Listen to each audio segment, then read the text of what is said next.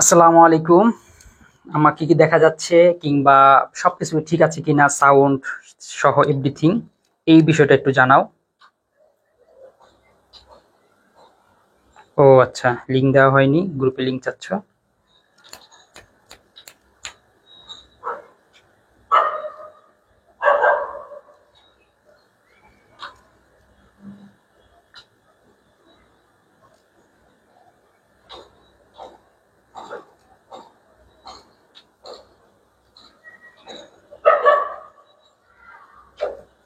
হুম, share দেওয়া হইলো। আচ্ছা, তোমরাও শেয়ার দিয়ে দাও। তোমাদেরও পরিচিত যতগুলো গ্রুপ আছে, তারপরে হচ্ছে যতগুলো বন্ধু আছে, অর্থনীতির যত তোমাদের কলেজের যেই কি বলা যায় পার্সোনাল বা ফ্রেন্ড সার্কেলে যে গ্রুপগুলো আছে, সবগুলো গ্রুপে শেয়ার দিয়ে দাও। আজকে থেকে শুরু হচ্ছে মানববিজ্ঞানের ফ্রি অর্থনীতি লাইভ কোর্স। ঠিক আছে? অর্থাৎ পুরো একটি কোর্স তোমাদেরকে মানববিজ্ঞান তার প্রমোশনের জন্য পুরো একটি কোর্স তোমাদেরকে সম্পূর্ণ করে দিবে। অর্থাৎ অর্থনীতির 10-20টা অধ্যায়ের 20টি ক্লাস হবে। 20 সপ্তাহ, 20টি ক্লাস না, 40টি ক্লাস হবে, প্রতি সপ্তাহে 2টি করে, বুধ এবং বৃহস্পতিবার দিন। এভাবে করে 20টি অধ্যায় শেষ করা হবে। হ্যাঁ, ঠিক আছে। কোথায় গেলা সবাই?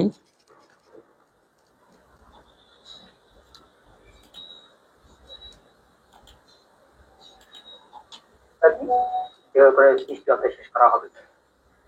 হ্যাঁ, ঠিক আছে। কোথায় গেলা?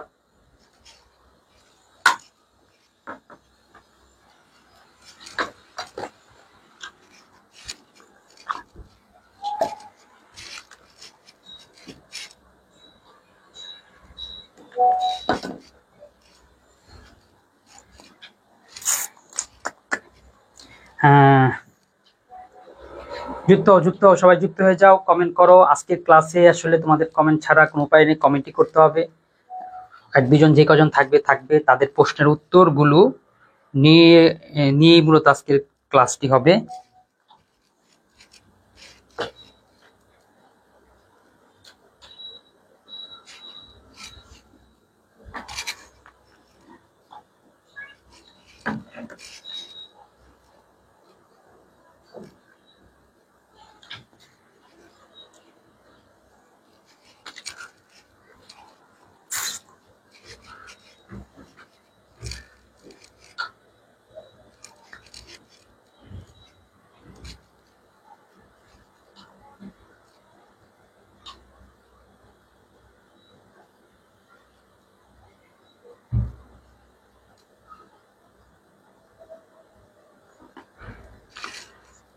আচ্ছা, আসসালামু আলাইকুম। ওয়ালাইকুম আসসালাম ফারহা।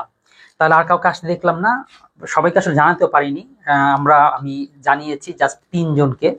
তো 3জনের মধ্যে ফারহাকে একজন, আর বাকি 2জন। ওই 2জনের মধ্যে একজন তো জানিয়েছে আসবে, আরেকজন কিছু কনফার্ম কিছু বলেনি। তো যাক, অনেকে তারা থাকতে পারে, কাজ থাকতে পারে। আমি মূলত কি ক্লাসটা শুরু করে দিব নাকি আরেকজন অপেক্ষা করবো? আজকে ক্লাসে কিন্তু অবশ্যই 1-2জন স্টুডেন্ট লাগবে। আর ফারহা যদি থেকে থাকো তাহলে ক্লাসের শেষ পর্যন্ত কিন্তু থাকতে হবে। আজকে মূলত এই অধ্যায়টির মৌলিক অর্থনৈতিক সমস্যা ও সমাধান, এই অধ্যায়টির যত এমসিকিউ আছে সব শেষ করবো। এখন কথা হচ্ছে, যত এমসিকিউ সব শেষ করতে হবে কেন? কারণ সবই শেষ করতে হবে এই জন্যই, কারণ আমরা এমন এমসিকিউ রেখেছি যেগুলো সবগুলোই পড়তে হবে, কোনটা বাদ দেওয়ার মতন রাখিনি। নোট রেখেছি, অর্থাৎ প্রতিটা সেকশন, প্রতিটা টাইপের থেকে একটা একটা করে প্রশ্ন রাখা। তো সুতরাং একটা টাইপের প্রশ্ন মিস করা মানে ওই টাইপের থেকে যা প্রশ্ন আসবে সবগুলো না পারা। তো এই জন্য পড়তে হবে। নাইম শাহী। ও ওকে, আচ্ছা, নাইম শাহী চলে আসছো। ওয়ালাইকুম আসসালাম। তাহলে কি আমি ক্লাস শুরু করব? আচ্ছা, একটা কাজ করি, এই যে আজকে প্রথম ক্লাস, শুধু প্রথম ক্লাস না, আজকে যে কদিনই হোক আস্তে আস্তে তোমাদের সংখ্যা দ্বিগুণ থেকে 4 গুণ, 5 গুণ, 10 গুণ করে বাড়তেই থাকুক, বাড়বেই ইনশাল্লাহ। কারণ মানবিজ্ঞানের প্রমোশনের জন্য একটি কোর্স পুরো ফিরিয়ে এনেছে। এখন এই কোর্স তো অনেকটাই হতে পারে, ইসলাম ইতিহাস হতে পারতো, ভূগোল হতে পারতো না। আমরা ইকোনমিক্সটাকেই বেছে নিয়েছি। এই একটি কোর্স পুরো ফ্রি হবে। এই অর্থাৎ কোর্সের প্রায় 40টি ক্লাস ফ্রি হবে। রেকর্ড ক্লাস হবে অনেকগুলো, রেকর্ড ক্লাসগুলো অবশ্য ফ্রি না, রেকর্ড ক্লাসগুলো আমাদের ওয়েবসাইটে আপলোড দেওয়া থাকবে, ওইটাই পেড কোর্স হবে। কিন্তু লাইভ যে ক্লাসগুলো হবে সবগুলো ফ্রি হবে। সাদ আব্দুল্লাহ, ওয়ালাইকুম আসসালাম। তাহলে এখন তোমরাই বলো কেমন হয় যদি এরকম একটা কোর্স তোমাদের দেওয়া যায়, যে কোর্সটা টোটাল অবশ্য তোমাদের এই ফ্রি জিনিসটা দিতে দিতে দিতে তোমরা কমপ্লিট করবে। কমপ্লিট যখন শেষ হয়ে যাবে, তারপরে তোমাদের ফাইনাল আগে যখন আবার এগুলো দেখতে চাবা, রিভিশন দিতে চাবা, সেই সময় কিন্তু এগুলোকে পেড হিসেবে কিনতে হবে। কিন্তু আপাতত এই পূর্ণাঙ্গভাবে লাইভ উপস্থিত থেকে থেকে তোমরা কোর্সটা করে ফেলতে পারবা। সেই জন্যই তোমাদের জানাচ্ছি, যদি লাইভ উপস্থিত থেকে শেষ করতে পারো তাহলে তুমি কোনো রকম মূল্য ছাড়াই একটি কোর্স পেয়ে যাচ্ছ। আচ্ছা, তাহলে আজকের আমাদের কোর্সের টপিকটা হচ্ছে মৌলিক অর্থনৈতিক সমস্যার সমাধান। নাবিয়া আক্তার চলে আসছে, ওয়ালাইকুম আসসালাম। তোমরা কি কাউকে মেনশন দিয়েছো? কাউকে মেনশন দাওনি, এটা খুবই প্যাথেটিক, দুঃখজনক। আমি তোমাদেরকে জাস্ট 2টা মিনিট সময় দিলাম, এই 2টা মিনিটে আমি যাতে অন্তত 8টা শেয়ার দেখি, অর্থাৎ প্রত্যেকে 2টা করে শেয়ার দিবা। আর হচ্ছে না মানে 10টা শেয়ার দেখি, কারণ 2টা 8টা 2টা যে কটা দাও দিবা, আর অন্তত কয়েকটা মেনশন দিবা। এই কাজটা করো, জাস্ট 2 মিনিট। 2 মিনিট না, আর 1 মিনিট আছে, এরপরে আমরা ক্লাস শুরু করে দিব।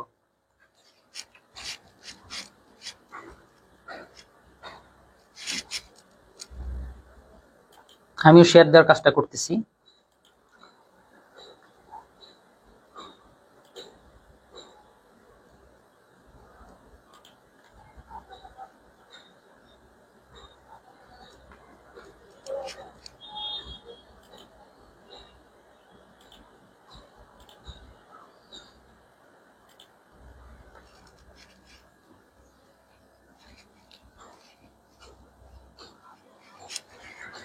ঠিক আছে, ওকে। নাইবা অনেককে হাইলাইট করেছো। আচ্ছা, আমরাও একটা কাজ করতে পারি, আমরাও @follower দিয়ে দিই, কারণ এটাও জানানো হয়নি।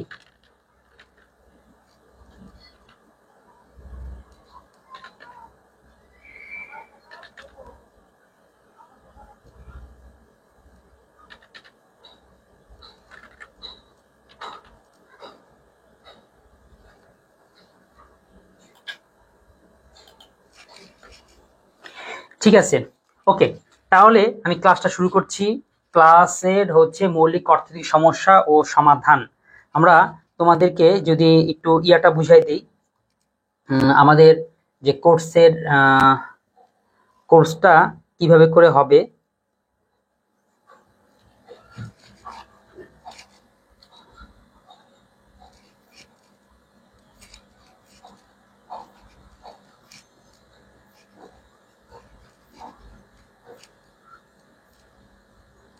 আচ্ছা, কোর্সটা হচ্ছে রিস্টার্ট কোর্স, অর্থাৎ আমরা আগেও করেছি, আগেও আমি প্রায় অর্থনীতির এই পর্যন্ত অনলাইনে কোর্স শেষ করেছি 3টা, টেকনিকে 2টা, পরতে 1টা, তাহলে 3টা। আরেকটা হচ্ছে জব, সেটা তোমাদের না, সেটা জব রিলেটেড, অর্থাৎ যারা কলেজে শিক্ষক হওয়ার জন্য অ্যাপ্লাই করে, ওটা অনেক হায়ার লেভেলের ক্লাস। তো মোট 4টা কোর্স শেষ করা হয়েছে, তো এই জন্য নাম দিয়েছি রিস্টার্ট কোর্স। আচ্ছা, কোর্সে কি শেষ করা হবে? অর্থনীতি প্রথম পত্র দ্বিতীয় পত্র 2টাই শেষ করা হবে, প্রতিটা অধ্যায় শেষ করা হবে, অর্থাৎ 10-10-20টা। রেকর্ড ক্লাস থাকবে কয়টা? রেকর্ড ক্লাস থাকবে প্রায় 87+ রেকর্ড ক্লাস থাকবে। লাইভ ক্লাস 30+, মতো 40টাই, প্রতি বুধ আর বৃহস্পতিবার। তো পিডিএফ থাকে 20টা, অর্থাৎ 20টা অধ্যায়, প্রতি অধ্যায় একটা করে পিডিএফ। প্লাস দেওয়ার কারণ আছে, কারণ শুধুমাত্র যে আমাদের নোটের পিডিএফ থাকবে এরকম না, আরো কিছু আনুষঙ্গিক পিডিএফ প্রয়োজন পড়লে আমরা দিয়ে দিব, যেরকম ধরো অক্ষরপত্রের মূল বইয়ের পিডিএফটা, তারপর হচ্ছে আসলে আমাদের নোটের পিডিএফটা হলে আর কিছু লাগবে না, তারপর যদি আনুষঙ্গিক কোনো পিডিএফ দরকার হয় সেগুলো দিয়ে দিব। এরপরে পরীক্ষা হবে, প্রতি অধ্যায় শেষে প্রতি শুক্রবার দিন একটা পরীক্ষা হবে, এটা যাচাই এক্সাম। আচ্ছা, রেকর্ড ক্লাসগুলো পেইড, এটা এখানে বেসিক সৃজনশীল এবং বেসিক আলোচনা হবে, এটা পেইড। কিন্তু আমরা যে লাইভ ক্লাস করব সেটা হচ্ছে প্রতি বুধ এবং বৃহস্পতিবার দিন রাত 8টা না 8:30 লাইভ ক্লাস। এখানে এমসিকিউ এবং জ্ঞানমূলকগুলো সমাধান করব। ওকে। আচ্ছা, লেকচার প্ল্যানটা কেমন হবে বুঝে দেখো। লেকচার প্ল্যানটা, প্রতিটা লেকচারই প্ল্যানটা হবে কি, যতগুলো টপিক ততগুলো করে আমি কি রেখেছি, ক্লাস রেখেছি। যেমন প্রথম অধ্যায়ের টপিক 4টা রেকর্ড ক্লাস, 5টা রেকর্ড ক্লাস, কারণ প্রতিটা অধ্যায়ের যতগুলো টপিক হবে একটা রেকর্ড ক্লাস বেশি হবে। একটা ক্লাস থাকবে টপিক অ্যানালাইসিস সম্পর্কে। টপিক অ্যানালাইসিস বলতে অর্থাৎ ওই টপিকের কোত্থেকে কি প্রশ্ন আসে, কোত্থেকে এমসিকিউ আসে, কোত্থেকে সিকিউ আসে, কোনটাকে কিভাবে পড়তে হবে, এই বিষয়টা, কোন তথ্যের আগে কোন সাব টপিক রয়েছে সেই আলোচনা হবে। আর 2টা হবে লাইভ, একটা এমসিকিউ সমাধান, একটা জ্ঞানমূলক সমাধান। ঠিক আছে, এরকম করে প্রতিটা অধ্যায় আমরা এক উইক, দেখো এখানে লেখা আছে কি উইক 1, এরকম উইক 1, উইক 2, উইক 3, এরকম করে 20 সপ্তাহে 20টা ক্লাস। 20 সপ্তাহ হইলে আমাদের প্রায় 5 মাস লাগবে। প্রতি মাসে যদি 4টা সপ্তাহ হয় 5 মাস, মানে 5 মাস না 4.5 মাস লাগবে হিসাব করেছি, অর্থাৎ এটা ডিসেম্বরে 15 তারিখে গিয়ে শেষ হবে। এই কোর্সে তুমি কি কি জানতে পারবা? অধ্যায়, টপিক, প্রশ্ন, বিষয়, ক্ষমতা তো জানবেই, কারণ প্রত্যেক ক্লাসের শুরুতেই এই বিষয়টা আলোচনা হবে। টপিকের স্পষ্ট ধারণা, চিত্র অঙ্কন, সমীকরণ, ছক নির্ণয়, এটার জন্য আলাদা প্রেসার দেওয়া হয়েছে, সৃজনশীলের নম্বর তোলার জন্য আলাদা কৌশল, ঠিক আছে? এগুলো তো পড়তে পড়তে জানবা। আমার সম্পর্কে বলার কিছু নেই, কিন্তু তাও একটু বলে রাখবো, কারণ এই ক্লাসটা তোমরা যখন শেয়ার দিবে, তোমরা ছাড়াও তোমাদের যে আরো বন্ধু বান্ধব যারা রয়েছে, কেউ হয়তো আমাকে চিনে, কেউ হয়তো চিনে নেই, এই জন্য একটু বলে রাখি। সেটা হচ্ছে ক্লাস নিবে, আচ্ছা আমি ফর্মাল লেকচারার ইউসিসি তে ক্লাস নিয়েছি, এটা অফলাইনে ক্লাস নেই। তারপর জব মেডিসিন, এটা হচ্ছে তোমাদের লেভেলটা হায়ার লেভেলের, এটা হচ্ছে কলেজ টিচার যারা হতে চায়, কলেজের স্কুলের টিচার যারা হতে চায়, তাদের যে অর্থনীতি, সেই অর্থনীতিটাও পড়াই। তারপর হচ্ছে টেকনিক ইজ এডুকেশনে তো ছিলাম 2টা কোর্স, এরপর হচ্ছে পড়ো, এরপরে হচ্ছে এক্সপিরিয়েন্স যদি 9 বছর প্লাস, ফাউন্ডার মানবিক জ্ঞান। আচ্ছা, এই ক্লাসের টোটাল দাম হচ্ছে 990 টাকা। তার মানে 990 টাকার কোর্সটা তুমি কি পাচ্ছ? ফ্রি পাচ্ছ। আচ্ছা, আরেকটা জিনিস বলি, তোমরা ফ্রিটা কিন্তু লাইভ ক্লাস কিন্তু ফ্রি পাবা। এই লাইভ ক্লাস কিন্তু 30 দিন পর ডিলিট হয়ে যায়। ওইটা আমরা আমাদের ওয়েবসাইটে রেকর্ড করে যখন দিয়ে দিব, সেটা হচ্ছে এরকম ক্রয় করতে হবে। তার মানে তুমি যদি নিয়মিত লাইভ উপস্থিত থাকো, সময় মতো উপস্থিত থাকো, তাহলে তোমাকে কিছু কিনতে হচ্ছে না, ঠিক আছে? পিডিএফ নোটের এক্সাম এগুলোর জন্য হয়তো কিনতে হবে। তারপর যদি যারা কোর্স যদি কিনতে চাও, তাহলে এই নাম্বারে টাকা পাঠিয়ে এই নাম্বারে যোগাযোগ করবা, ঠিক আছে? আচ্ছা, আর যারা কোর্স কিনবে তারা সবগুলো সার্ভিস কিভাবে পাবা? এই মোবাইল একটা অ্যাপের মধ্যে সবকিছু পেয়ে যাবা। তোমাদেরকে এই আমাদের অ্যাপ আছে, কিন্তু এটা প্লে স্টোরে পাবা না। এটা শুধুমাত্র সিঙ্গেল স্টুডেন্টকে দিই, অর্থাৎ যারা কোনো একটা কোর্স কিনে, সেই কোর্সের সময় তাকে একটা পিডিএফ দিয়ে দিই, মানে একটা অ্যাপস দিয়ে দিই। আচ্ছা, এরপর ডাউট সলভ গ্রুপের মধ্যে তোমরা ইতিমধ্যে মনে হয় আসো। তারপর হচ্ছে ওয়েবসাইট, আরো কোনো প্রয়োজনে এই নাম্বারে যোগাযোগ করো। তাহলে আমি কি তোমাদের বুঝাতে পেরেছি আমাদের কোর্স প্ল্যানটা মোটামুটি কেমন হবে? সপ্তাহ কি, অধ্যায় কি, কি শেষ করব, আজকে কি পড়ছো, কি পড়তেছি? হ্যাঁ, তাহলে শুরু করতেছি। মৌলিক অর্থনৈতিক সমস্যা ও সমাধান, এটা কি? এটা হচ্ছে অর্থনীতি প্রথম পত্র, আমাদের একটি বই বের হচ্ছে, মূল বই, গাইড, সাপ্লিমেন্ট, টেস্ট পেপার সমান সমান মানবিক জ্ঞান নোট। তাহলে মানবিক জ্ঞান নোট নামে বেশ কিছু বই বের হচ্ছে। প্রথম বইটাই হবে অর্থনীতির, তারপর আসবে ইসলামের ইতিহাসের, এরপর আসবে ভূগোলের। এরকম করে একটা একটা করে আমরা প্রতিটা সাবজেক্টের বই বের করবো। এই বইয়েরটা কিভাবে সাজানো হয়েছে সেটা তোমরা দেখো। মৌলিক অর্থনৈতিক সমস্যা ও সমাধান, প্রথম পৃষ্ঠায় দেওয়া আছে অধ্যায় বিশ্লেষণ, কিভাবে বিশ্লেষণ করা আছে। প্রথমেই এই টপিকের মধ্যে মোট টপিক আছে কয়টি? 5টি টপিক রয়েছে। তারপরে হচ্ছে এইখানে দেওয়া আছে কোন টপিকটা কেমন গুরুত্বপূর্ণ। যেমন দেখো, তোমাদের যে টপিকগুলো আছে, মানব জীবন, অর্থনৈতিক সমস্যা, উৎপাদন সম্ভাবনা রেখা, আমরা একটু টপিক অ্যানালাইসিস করে ফেলি।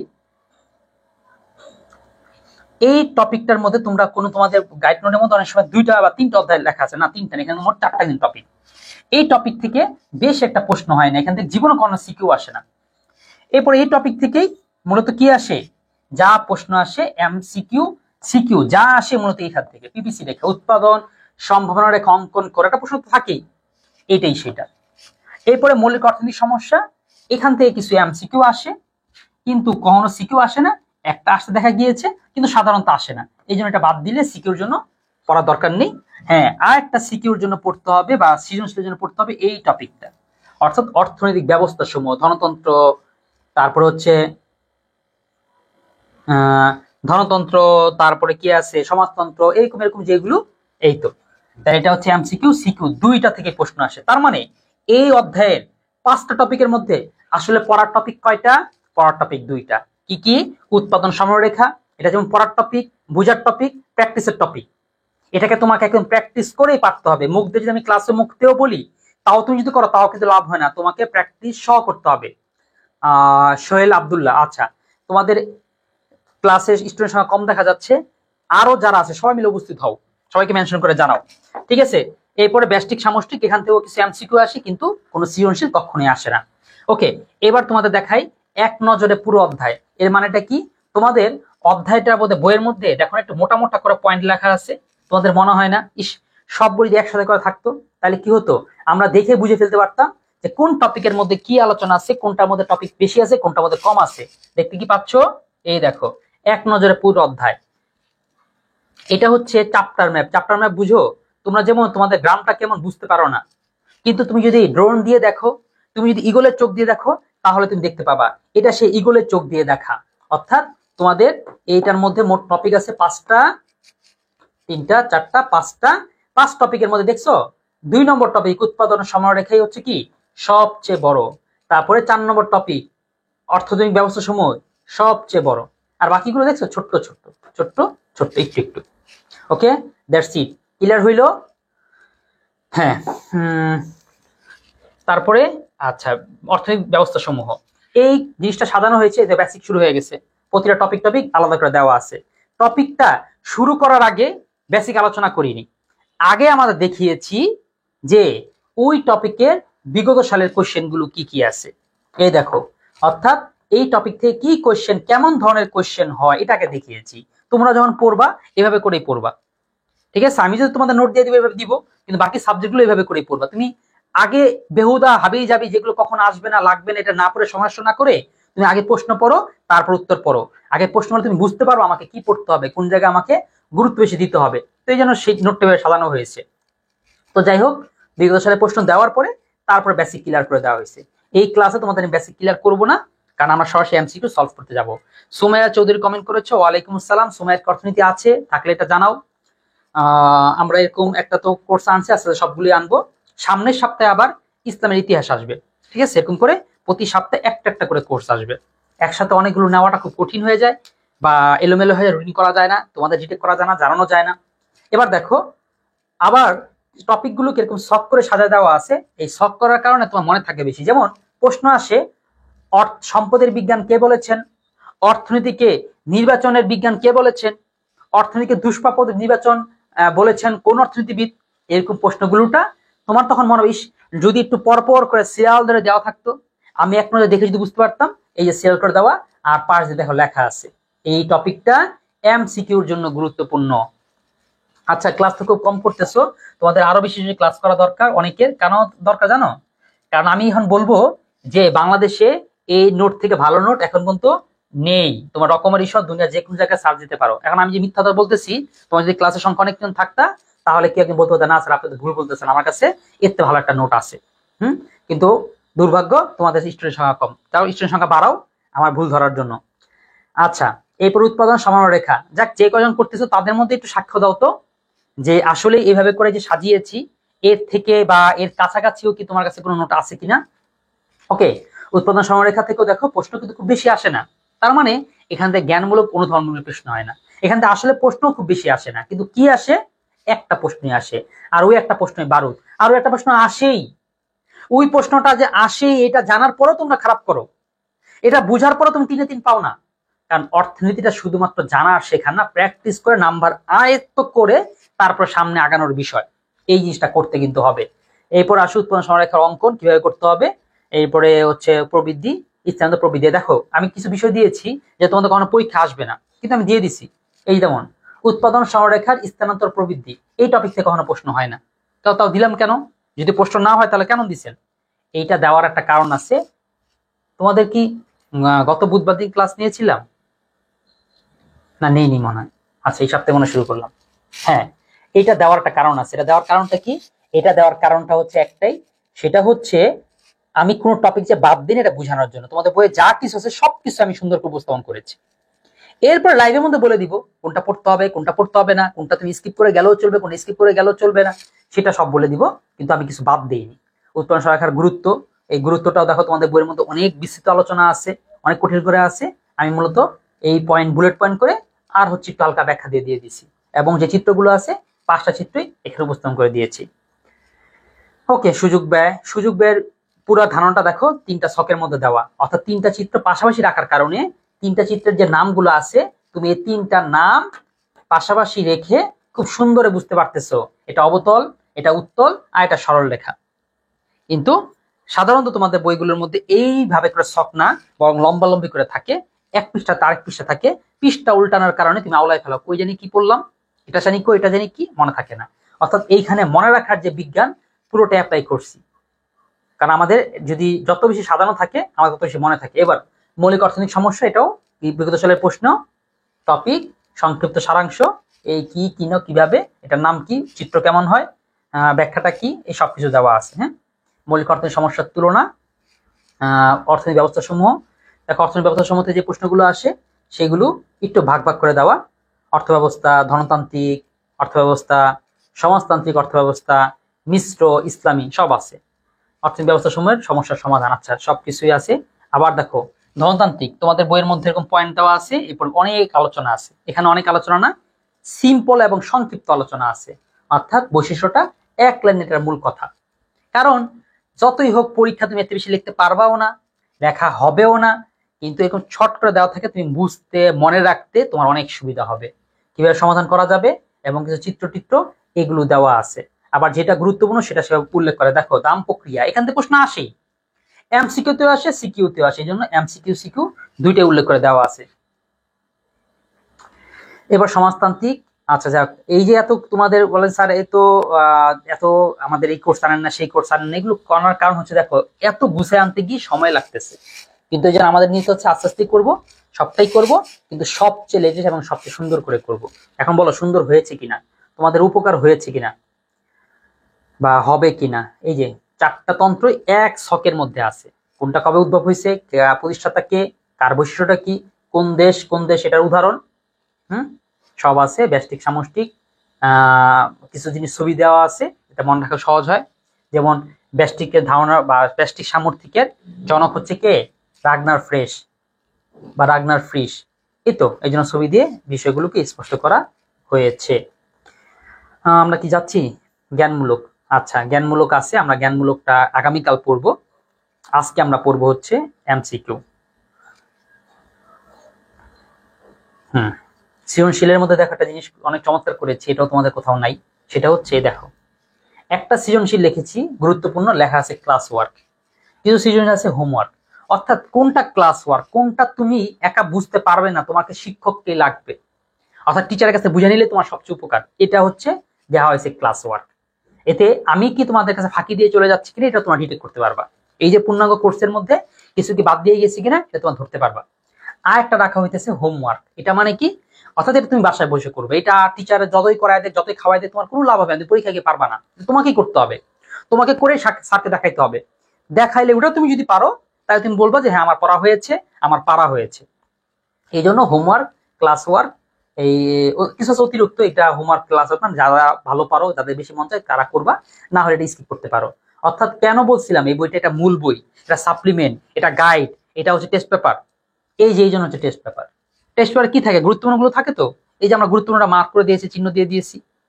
সাপ্লিমেন্ট কি থাকে, এটা সংক্ষেপ করে থাকে, সংক্ষেপ করে দিয়েছি। মূল বই কি থাকে, বেসিক থেকে বেসিক দিছি। গাইডে কি থাকে, এমসিকিউ সিকিউ, তারপরে সৃজনশীল জ্ঞানমূলক এগুলো থাকে, তো এটাও দিয়েছি। হ্যাঁ, এই জন্য সবকিছু এসেছে। আমরা চলে যাব হচ্ছে আরেকটা জিনিস করেছি, উত্তর যে দিয়েছি শুধু উত্তরে ভেবে না, উত্তরটা দেওয়া হয়েছে তুমি খাতায় কিভাবে লিখবে, 1 নং প্রশ্নের উত্তর ক খ গ ঘ কেমনে করে প্যারা দিবা, কয়টা করে স্পেস দিবা, সেইভাবে করে দিয়েছি, যাতে আমাদের এই উত্তরটা পড়তে পড়তে তুমি খাতায় কিভাবে লিখবা সেই ধারণাটা তোমার আমাদের স্ট্রং হয়ে যায়। তোমাদের কি হয়, গাইড যেভাবে পড়ো, গাইড কিন্তু তোমাদের পরীক্ষার খাতার মতন করে উত্তরটা লেখে না, যার কারণে পরীক্ষার খাতায় কিভাবে উপস্থাপন করবা একটু এলোমেলো করেই ফেলো। এই জিনিসটা যাতে না করো। ওকে, আমাদের প্যাচাল পারতে পারতে অনেক সময় চলে গিয়েছে, আমরা এতক্ষণে এমসিকিউতে আসলাম। প্যাচালটা পারা দরকারও ছিল, প্রথম ক্লাস হিসেবে প্যাচালটা পেরেছি, অন্য ক্লাসগুলোতে পারবো না। তোমরা শুরু করো। বিসমিল্লাহির রহমানির রহিম। প্রশ্নোত্তর শুরু করো। অ্যাডাম স্মিথ অর্থনীতিকে কি বলে অভিহিত করেছেন? আর এই পোস্ট ক্লাসে কিন্তু উত্তর করতেই হবে, এখানে উত্তর করা, প্র্যাকটিস করাই হচ্ছে মুখ্য বিষয়। প্র্যাকটিস না করলে তোমার লাভ হবে না, তুমি ভুল করবা, সঠিক করবা, তোমাকে পারতে হবে, তোমাকে পড়তে হবে। অ্যাডাম স্মিথ অর্থনীতিকে কি বলে অভিহিত করেছেন?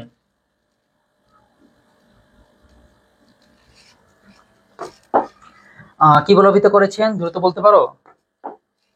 স্বল্পতার বিজ্ঞান, সমস্যার বিজ্ঞান, কল্যাণের বিজ্ঞান। উত্তর করো।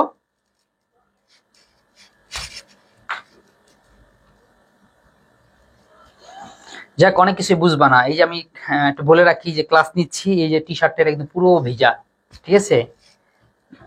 তারপরেও তোমাদের ক্লাসের উদ্দেশ্যে যদি জ্বর চলে আসে তাহলে তোমরা দায়ী। তারপরে দেখো সম্পদের বিজ্ঞান। হ্যাঁ, অ্যাডাম স্মিথ বলেছে সম্পদের বিজ্ঞান, অর্থাৎ সম্পদ কিভাবে অল্প সময়ে কাজে লাগানো যায়, চমৎকার করে কাজে লাগানো যায়, এইটার যে জ্ঞান, এইটার যে আলোচনা, এইটার যে তত্ত্বশাস্ত্র, এইটা নিয়ে যেই বিষয়ে আলোচনা করে তাই হচ্ছে অর্থনীতি। এটা হচ্ছে অ্যাডাম স্মিথ। অ্যাডাম স্মিথকে অর্থনীতির জনক। এবার কোন অর্থনীতিবিদ অর্থনীতিকে সম্পদের বিজ্ঞান বলেছেন? তাহলে এটা পারলে এটাও পারবা। সেটা কে? অ্যাডাম স্মিথ বলেছেন। আধুনিক অর্থনীতির জনককে, এই যে কনফিউশনটা তো লাগছে, লেগে গেল প্যাস কি, অর্থনীতির জনক যদি হয় অ্যাডাম স্মিথ, তাহলে আধুনিক অর্থনীতির জনক এটা আবার কে? দেখো একটু বুঝো, অর্থনীতি জিনিসটা এসেছে প্রায় 1750 বা এই সমসাময়িক টাইমে, অর্থাৎ আজ থেকে 350 বছর আগের দিকে। এই অ্যাডাম স্মিথ একটা বই এনেছিল, সিম্পল বই, সহজ বই, ইয়ার বই, কি বলে এটাকে, এই যে ওই ঘরের মানে ঘরের নিয়ম কানুন, একটা সংসার কিভাবে সুন্দর করে চালানো যায় সেই নিয়ম কানুনের বই এনেছিল। তো ওই জন্যই সে দিছিল নাম সম্পদের বিজ্ঞান। আর অর্থনীতিকে সম্পদের বিজ্ঞান প্রভাবিত করেছে সেটা হচ্ছে অ্যাডাম স্মিথ। কোন অর্থনীতিবিদ অর্থনীতিকে সম্পদের বিজ্ঞান, হ্যাঁ তখন সেটা বলছিল। কিন্তু পরবর্তীতে এই 1975 টাইম এসে পৃথিবীতে আরেকজন অর্থনীতি আবিষ্কৃত হয়, সে আধুনিক অর্থনীতির জনক, সেটা কে? পল স্যামুয়েলসন। কে আধুনিক অর্থনীতির জনক? কে কেউ পারছো? তিনের দিয়েছো, 2 দেয়ালে দেওয়া নাই কারণ কেউ চাকরি তো এই জন্য, হ্যাঁ 3 দিছো, হ্যাঁ পল স্যামুয়েলসন। অর্থনীতিতে দুষ্প্রাপ্যতার বিজ্ঞান বলেছেন কে? এবার তাহলে এটা অ্যাডাম স্মিথ হবে না, তাইলে কি হবে? অধ্যাপক মার্শাল, অধ্যাপক এল রবিন্স, অধ্যাপক পিগু। আচ্ছা এখানে বলি, পিগু এখানে হবে না। তোমরা যদি অধ্যায়ের প্রথম বেসিক ক্লাসগুলো করে থাকো তাহলে এটা বুঝতে পারবা। এখানে পিগু হবে না, কিংবা হাগু, এগুলো কিচ্ছু হবে না। হয় মার্শাল নাকি এল রবিন্স, দুইটার মধ্যে কনফিউশন আছে। তোমাকে ভালো করে দেখো, বোঝার চেষ্টা করো। আচ্ছা আমরা আমাদের এই নোটটার মধ্যে আবার যাব, গিয়েই দেখবো সেখানে কি লেখা আছে। এই দেখো একটা নোট ওপেন করি।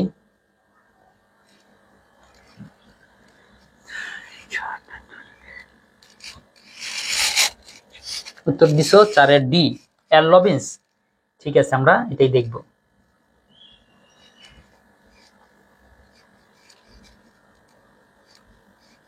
এই যে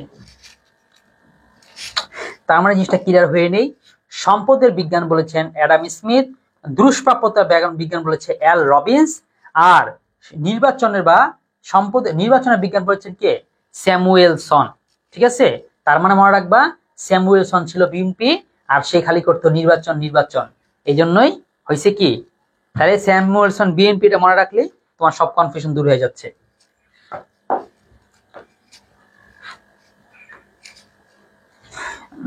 এরপর আসে অর্থনীতিতে দুষ্প্রাপ্য বিজ্ঞান বলেছেন কে? অর্থনীতিকে দুষ্প্রাপ্যতার বিজ্ঞান বলেছেন এল রবিন্স। অর্থনীতি হলো নির্বাচনের বিজ্ঞান, কে বলেছেন? মির্জা ফখরুল না, না এটা বলেছেন হচ্ছে স্যামুয়েলসন, আধুনিক অর্থনীতির জনক স্যামুয়েলসন। তাহলে এখন কি বলতে হবে দেখছো, অর্থনীতিবিদরা কি বলতেছে? নির্বাচন লাগবে। মানুষ সকল কর্মপ্রচেষ্টা কেন পরিচালিত হয়?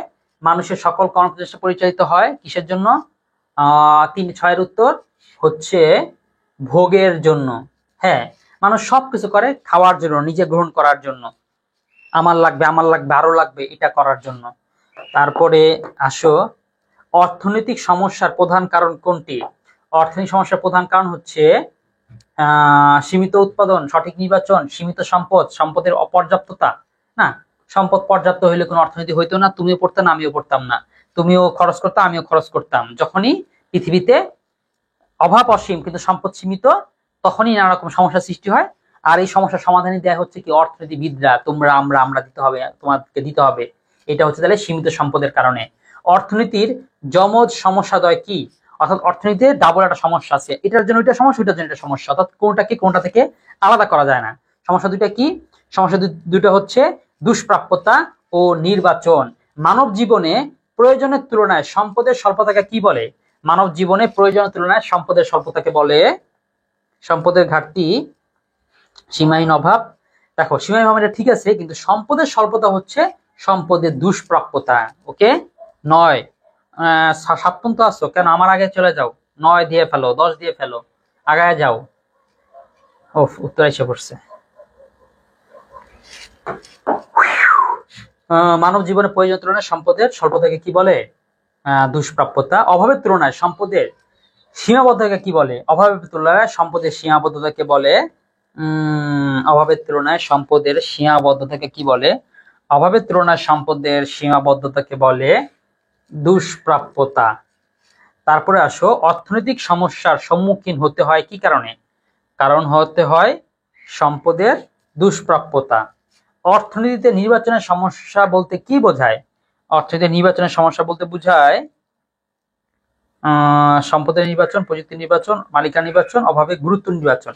এই তো, অভাবের গুরুত্ব নির্বাচন। আসলে এখানে প্রযুক্তি নির্বাচনও হতে পারে, এইটা নির্বাচন হবে না।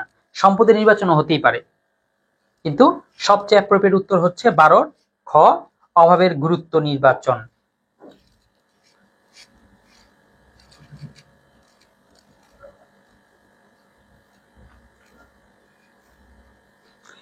তারপর আমরা এটা করতে পারি, অসংখ্য অভাব থেকে গুরুত্ব অনুসারে কিছু অভাব বাছাই করাকে কি বলে?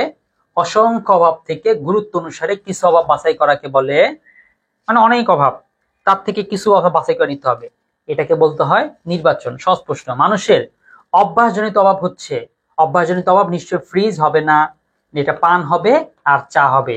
1 ও 2। অধ্যাপক এল রবিন্সের সংজ্ঞা বিশ্লেষণ করলে পাওয়া যায় অভাব অসীম, সীমিত সম্পদ, সম্পদের পূর্ণ ব্যবহার। অভাব, সীমিত সম্পদ, সম্পদের পূর্ণ ব্যবহার। যেহেতু সে সম্পদের বিজ্ঞান তো কে বলছে না, সবটাই হবে। ওকে, অর্থাৎ তার মত অনুযায়ী সবগুলোই সে সংজ্ঞায় তোলার চেষ্টা করেছে, যে অসীম অভাবের জন্য অর্থনীতি এসেছে, সীমিত সম্পদ থেকে অর্থনীতি এসেছে, আবার কিভাবে করে সেই সম্পদটাকে পূর্ণভাবে ব্যবহার করা যায়, সম্পদ অপচয় না হয়, নষ্ট না হয়, সেইভাবে করেও অর্থনীতি এসেছে। অর্থনীতিতে নির্বাচনের সমস্যার উদ্ভবের কারণ কি?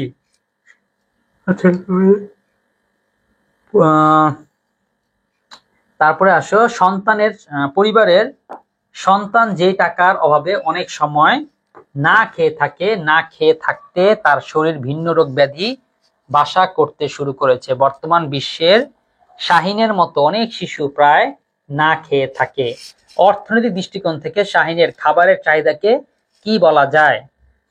অভাব বলা যায়। শাহিনের মতো শিশুদের না খেয়ে থাকার জন্য প্রধান দায়ী সম্পদের দুষ্প্রাপ্যতা। অবশ্যই শিশুদের প্রতি অবহেলা, এটা আসলে অবহেলার কিছু নেই, অর্থনীতির ভাষা তো, এখানে তোমাকে এই কি বলে অর্থনীতি বিষয় নিয়ে কথা বলতে হবে, অন্য কিছু ঢুকা যাবে না। 18 উত্তর 1 ও 2। উদ্দীপক পড়ে 19 এবং 20 নং প্রশ্নের উত্তর দাও। তালিব মিয়া গরিব কৃষক। তালিব মিয়া গরিব কৃষক, তার সামান্য আর দিয়ে তার 7 জনের পরিবারের খাবার জোটে না। এদিকে টাকার অভাবে তার ছেলে তার ভেঙে যাওয়া ঘরটি যেন মেরামত করতে পারছে না, তেমনি পরিবারের জন্য ঈদের কেনাকাটা করতে পারছে না। এসব অভাবের মধ্যে কোনটি আগে পূরণ করবে তা ভেবে সে দিশেহারা। তালিব মিয়া কোন সমস্যায় ভুগছেন? তালিব মিয়া অর্থনৈতিক সমস্যায় ভুগতেছেন কিংবা নির্বাচন সমস্যায় ভুগছেন। 19-এর এ, ঠিক আছে। কেন দুষ্প্রাপ্যতা? 7 জনের একদিকে যাচ্ছে না। ও আচ্ছা, কোনটা আগে পূর্ব কোনো দুষ্প্রাপ্যতা তো? হ্যাঁ, ঠিক আছে। কারণ নির্বাচন হইল না, কারণ কি?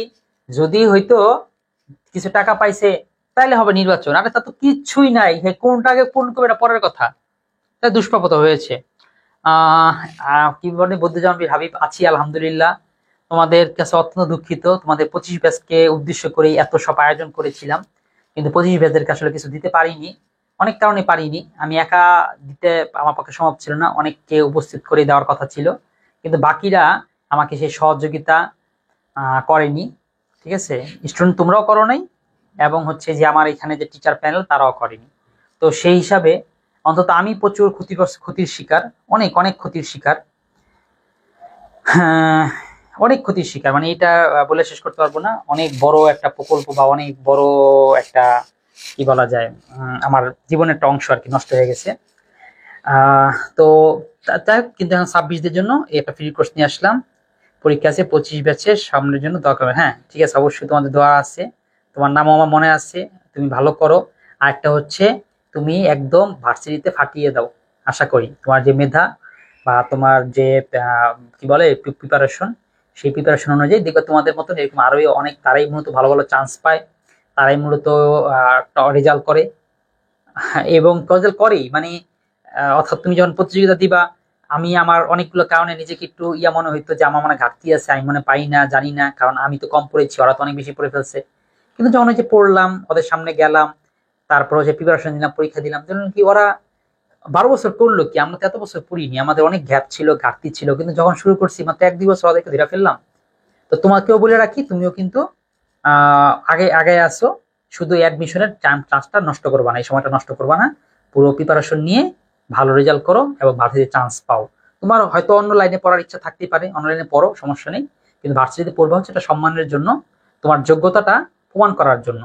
ঠিক আছে, যোগ্যতাটা প্রমাণিত হয়ে ভালো একটা পাবলিকে চান্স পেলে একটা ট্যাগ আর কি, একটা ব্র্যান্ড তৈরি হয়।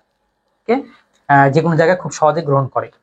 তালিব মিয়ার সমস্যাটি সৃষ্টি হয় অভাবের তুলনায় সীমিত সম্পদ বলে, সম্পদের দুষ্প্রাপ্যতার জন্য অভাবের তুলনায় সম্পদ পর্যাপ্ত বলে, অভাবের তুলনায় সম্পদ সীমিত বলে, সম্পদের দুষ্প্রাপ্যতার জন্য অভাবের তুলনায় সম্পদ পর্যাপ্ত বলে, এটা তো হবেই না, 3 হবেই না, 1 এবং 2 হবে। তারপরে তারপরে আমরা আলোচনা করব হচ্ছে 21। হ্যাঁ 21 শেষ, আমাদের টপিক একটা শেষ হয়ে গেল। আমরা এখন দ্বিতীয় একটা টপিক শুরু করব, উৎপাদন সম্ভাবনা রেখা, পিপিসি কি, পসিবিলিটি কার্ভস। এখন ছেলে হ্যাঁ অবশ্যই অবশ্যই দিক নির্দেশনা দিব, আর এই সময় একটু দিক নির্দেশনা আসলে প্রয়োজনও বটে, কারণ দেখা গেছে চান্স পাওয়ার হারের ক্ষেত্রে দেখা যায় যাদের বড় ভাই বোন আগে ভার্সিটিতে পড়ে তারাই বেশি চান্স পায়, এটা কারণ আছে, সে মোটামুটি লাইন গার্ড গুলো বুঝে ফেলে। আর অন্য যারা আছে তারা দেখা 10 দিন 15 দিন সময় নষ্ট করার পরে বুঝে, আর অ্যাডমিশনের সময় এত কম টাইম, এখানে 10 দিন 15 দিন নষ্ট করে ফেললে আর কিছু থাকেও না। যে রেখার বিভিন্ন বিন্দুতে নির্দিষ্ট সম্পদ ও চলতি প্রযুক্তি সাপেক্ষে দুটি বিকল্প দ্রব্যের সম্ভাব্য সংমিশ্রণ প্রকাশ করে তাকে কি বলে? তাকে বলে হচ্ছে উৎপাদন সম্ভাবনা রেখা। উৎপাদন সম্ভাবনা রেখা কি প্রকাশ করে? উৎপাদন সম্ভাবনা রেখা প্রকাশ করে দুটি দ্রব্য উৎপাদনের বিভিন্ন সংমিশ্রণ। এটা মানে কি? বিভিন্ন ধরনের সংমিশ্রণ বলতে, তুমি মনে করো একটা জমি আছে, তুমি এখানে চাইলে অনেক কিছুই হতে পারে, কিন্তু অর্থনীতি দুইটা জিনিস নিয়েই টেস্ট করে দেখাইছে, দুইটা জিনিস নিয়ে মূলত এটা আলোচনা করছে যে ধরো একটা ধান আর গম কি হবে, কোনটা উৎপাদন করলে ফসল মানে আয় বেশি হবে। ধরো মনে করো যে একটা কোম্পানির মধ্যে কি ফ্যান নাকি এসি, কোনটা আগে বেশি উৎপাদন করতে যাবে তারা, এইগুলোকেই বলে হচ্ছে দুটি দ্রব্যের মধ্যে সম্ভাব্য উৎপাদন বেশি হবে, সম্ভাব্য অভাব বেশি পূরণ করা সম্ভব হবে, এটা রাখা হয়েছে উৎপাদন সম্ভাবনা রেখা। একটি উৎপাদন সম্ভাবনা রেখা দ্বারা কি প্রকাশ করা হয়? একটি উৎপাদন সম্ভাবনা রেখা তো বললামই, বিভিন্ন উপকরণের সমন্বয়। সাধারণত উৎপাদন সম্ভাবনা রেখার আকৃতি হলো, উৎপাদন সম্ভাবনা রেখার আকৃতি হলো, আকৃতি কেমন? উৎপাদন সম্ভাবনা রেখার আকৃতি হলো উভয় দিকে মূল বিন্দুর দিকে উত্তল, মূল বিন্দুর দিকে অবতল, তারপর হচ্ছে এই একটা কি নিম্নরেখা ঊর্ধ্বগামী সরলরেখা। দেখো সরলরেখা দুইটা হবেই না, উৎপাদন রেখা ওটা কি কার্ভ। এখন এরকম কার্ভ না এমন কার্ভ, এই দেখতে পাচ্ছ এরকম কার্ভ, এরকম কার্ভ যেহেতু এটাকে বলে অবতল। বিষয়টাকে আমরা বেসিক থেকে বুঝাই দিই, চলো বেসিকে চলো, বেসিক থেকে বুঝিয়ে দিচ্ছি। তার মানে তোমাদেরকে এরকম ফ্রি লাইফ দেওয়া যাবে না? হ্যাঁ, একজন মাত্র আসো, একজন মাত্র উপস্থিত হচ্ছে, একজন মাত্র প্রশ্ন তো দিতেছো, বাকিরা নাই, বাকিরা নাই বলতে নাই। আচ্ছা, ক্রমবর্ধমান সুযোগ, ক্রমবর্ধমান সুযোগটা কি হচ্ছে? এই যে দেখো ক্রমবর্ধমান সুযোগ এটা অবতল হয়, ক্রমহ্রাসমানেরটা উত্তল হয়, এইটাকে উত্তল বলে, এইটাকে অবতল বলে, আর এটা হচ্ছে সরল। তার মানে এই কথাই বলতেছে সাধারণত ক্রমবর্ধমান সুযোগ ব্যয় এইটাই দেখায়। হ্যাঁ, এই জন্য এটা কি অবতল হয়, এই কথাটাই উল্লেখ করেছে যে সাধারণত উৎপাদন সম্ভাবনা রেখা কেমন হয়।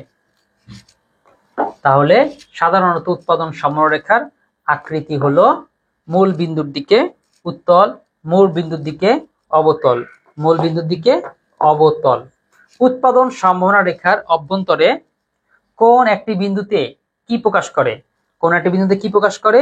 প্রকাশ করা হচ্ছে সম্পদের দক্ষ ব্যবহার। অর্থাৎ যতগুলো বিন্দু থাকে প্রত্যেকটা বিন্দু দেখায় যে এই উৎপাদনের সবচেয়ে বেশি উৎপাদন কোন বিন্দুতে হবে, সবচেয়ে ভালো ব্যবহার হবে কোন বিন্দুতে, এটাই প্রকাশ করে।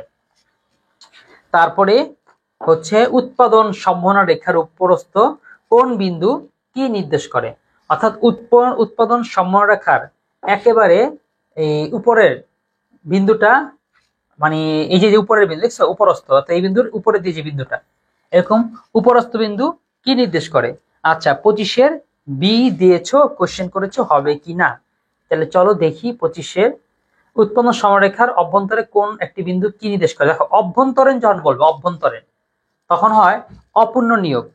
ও আচ্ছা আচ্ছা আচ্ছা, তুমি কি দিচ্ছ 25-এর বি, সমারেখার অভ্যন্তরে কোন বিন্দু, অভ্যন্তরে ভিতরেরটা, অভ্যন্তরটা তো অপূর্ণ নিয়োগ মানে অর্থাৎ পুরোপুরি ব্যবহার করা হয়নি এটা প্রকাশ করে।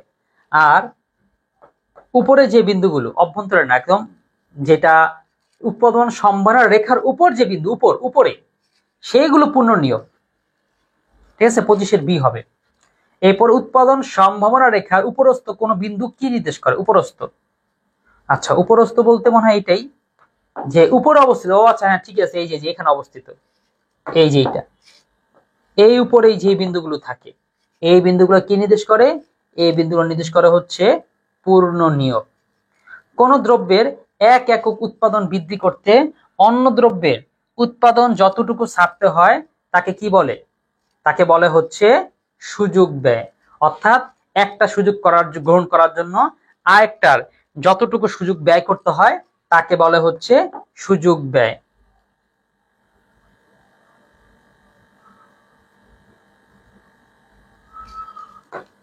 মৌলিক অর্থনৈতিক সমস্যার প্রকৃতি বিশ্লেষণে কে প্রথম অবদান রাখেন। অর্থনৈতিক সমস্যার প্রকৃতি বিশ্লেষণে কে অবদান রাখেন, এটা অবদান রাখেন মার্শাল, অ্যাডাম স্মিথ না, স্যামুয়েলসন না, মার্শাল। ঠিক আছে, 25 পর্যন্ত দিয়েছো, কই বাকিটা করো 28-এর। আচ্ছা 28-এর উত্তরটা একটু দেখো তো, উত্তরটা হ্যাঁ একটু দেখে নিই আমরা। আমার কাছে মার্শালই, তারপরেও একটু দেখা দরকার। কত 28-এর উত্তর, হ্যাঁ 28-এর ক স্যামুয়েলসন। ওকে ওকে হ্যাঁ হ্যাঁ, ও আচ্ছা সরি সরি, না ঠিক আছে স্যামুয়েলসনই। ওকে, বেসিকের মধ্যে তো স্যামুয়েলসনই ছিল, এই যে আমি দেখাচ্ছি।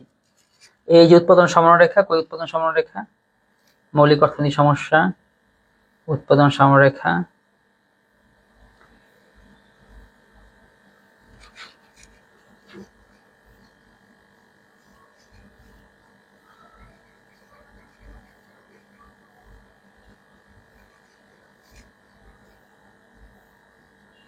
এই যে অর্থনৈতিক সমস্যার যে 3টি অর্থনৈতিক সমস্যা, এইটা আলোচনা করেই হচ্ছে মতটাই হচ্ছে স্যামুয়েলসনের।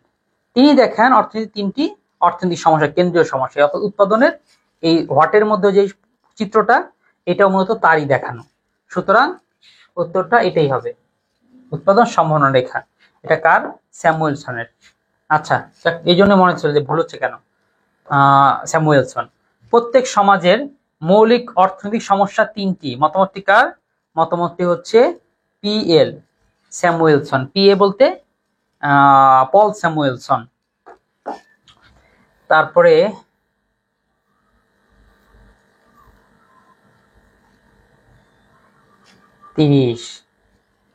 স্যামুয়েলসনের মতে মৌলিক অর্থনৈতিক সমস্যার সংখ্যা 3টি। অর্থনৈতিক সমস্যা সমাধানের কোন পর্যায় কয়টি, অর্থনৈতিক সমস্যা। আচ্ছা দেখি তো 31 উত্তর কি দিয়েছো, 31 পারো কিনা। অর্থনৈতিক সমস্যা সমাধানের কোন পর্যায় হচ্ছে কয়টি, অর্থনৈতিক সমস্যা সমাধানের কোন পর্যায় হচ্ছে 3টি। অর্থাৎ কি উৎপাদন করব, কার জন্য উৎপন্ন করব, কিভাবে উৎপন্ন করব। কি দিয়েছো 30-এর 3, 30-এর 3 ঠিক হ্যাঁ। 32 অর্থনৈতিক সমস্যা সমাধানের প্রথম পর্যায় কোনটি, অর্থনৈতিক সমস্যা সমাধানের প্রথম পর্যায় হচ্ছে ভোগ তো আসলে সমস্যার সমাধান না, খাওয়া। তাহলে প্রথম পর্যায় হচ্ছে উৎপাদন, তারপরে হচ্ছে কি বলা হয় বিনিময় বন্টন, লাস্টে হচ্ছে ভোগ। তাহলে প্রথম পর্যায় হচ্ছে উৎপাদন, অর্থাৎ আমি অর্থনীতির কার্যক্রম চালাতে চাই, প্রথম আমাকে উৎপাদন করতে হবে, তারপর সেটাকে বন্টন করতে হবে, কেউ বিনিময় দিবে বা বিনিময়ের বিপরীতে বন্টন করতে হবে, তারপর সেটা ভোগ করতে হবে। তাহলে ভোগ হচ্ছে সর্বশেষ পর্যায়। 33 অর্থনৈতিক সমস্যা সমাধানের কোন পর্যায় কোনটি, অর্থনৈতিক সমস্যা সমাধানের কোন পর্যায়ে বিনিয়োগ, যোগান, উৎপাদন। উৎপাদন, এখানে বিনিময় থাকলে হইতো, এটা বাদ। যোগান নাই, বন্টন নাই, সঞ্চয় নাই, শুধু একটাই, এই জন্য উৎপাদনই হবে। 34 মৌলিক অর্থনৈতিক সমস্যার প্রকৃতি হয়ে থাকে দুষ্প্রাপ্যতা, সম্পদের বিকল্প ব্যবহার, নির্বাচন। মৌলিক অর্থনৈতিক সমস্যার প্রকৃতি হয়ে থাকে কেমন? মৌলিক অর্থনৈতিক সমস্যার প্রকৃতি হয়ে থাকে দুষ্প্রাপ্যতা, সম্পদের বিকল্প ব্যবহার, আর হচ্ছে নির্বাচন। কেমন হয়ে থাকে? হয়ে থাকে হচ্ছে মৌলিক অর্থনৈতিক সমস্যার প্রকৃতি হয়ে থাকে দুষ্প্রাপ্যতা, সম্পদের বিকল্প ব্যবহার হচ্ছে নির্বাচন, সবগুলি। মৌলিক অর্থনৈতিক সমস্যা আসলে এই তিনটা না। মৌলিক অর্থনৈতিক সমস্যা মূলত ওই যে কি উৎপাদন করা হবে, কার জন্য উৎপাদন করা হবে, কিভাবে উৎপাদন করা হবে। তো প্রকৃতিটাই হচ্ছে যেহেতু দুষ্প্রাপ্য সম্পদ, দায়িত্ব এগুলো করতে হয়, সম্পদের বিকল্প ব্যবহার, নির্বাচন। এরপরে 35-36 নং প্রশ্নের উত্তরটা যদি দেখি, যদি সমাজে শুধু এক্স দ্রব্যের প্রয়োজন হয় তবে উদ্দীপকের কোন বিন্দুতে উৎপাদনের সিদ্ধান্ত গৃহীত হবে? আচ্ছা, এটা তো চিত্র সব আলোচনা করতে হবে। চিত্র দেখে বলো। চিত্র দেখে বলো। যদি সমাজে শুধু এক দ্রব্যের প্রয়োজন হয়, অর্থাৎ সমাজের মনে করো দুইটা দ্রব্যই থাকতে পারে, ওয়াই দ্রব্য প্রয়োজন, এক্স দ্রব্য প্রয়োজন। এখন মনে করো এই এক্স দ্রব্যটাই প্রয়োজন, তো উদ্দীপকের কোন বিন্দুতে উৎপাদনের সিদ্ধান্ত গৃহীত হতে পারে? অর্থাৎ কোন বিন্দুতে